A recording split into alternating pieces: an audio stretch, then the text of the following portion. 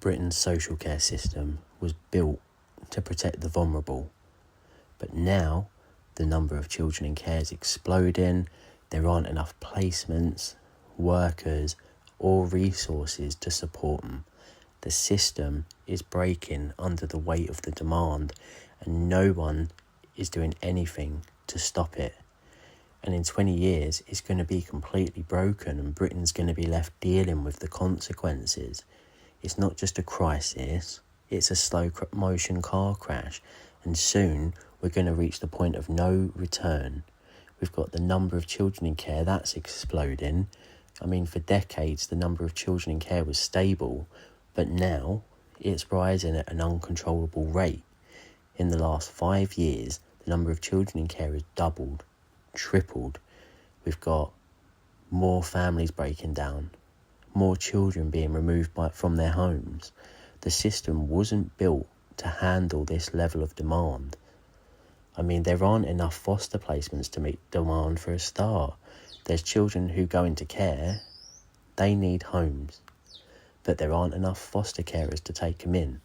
Fewer people are signing up to foster, and most of the existing carers are quitting due to stress, financial struggles, lack of support.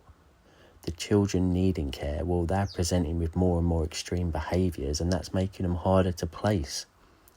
And the result is that children are placed in unsuitable accommodation, they're shuffled between placements, never having stability.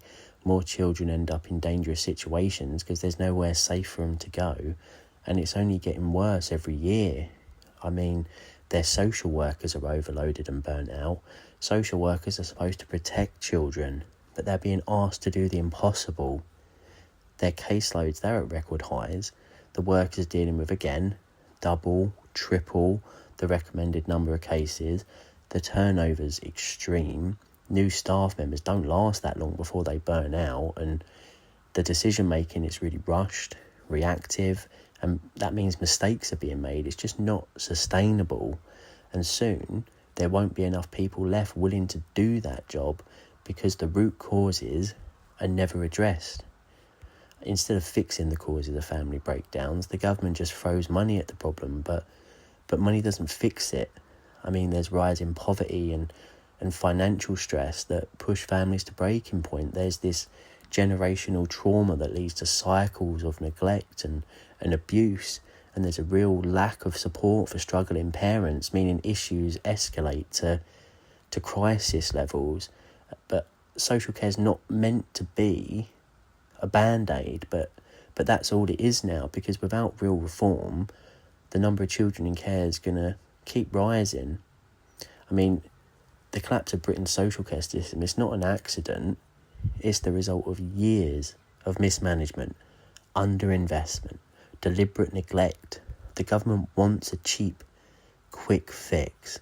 They don't invest in prevention because it's easier just to remove children than to help families. They refuse to improve working conditions because they don't want to pay for more social workers. They ignore foster placement crisis because fixing it costs too much money.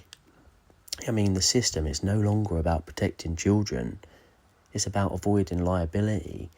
Social workers under pressure to close cases quickly, even if it's not in the child's best interest. And the government, well, they're worried about media backlash more than actual outcomes.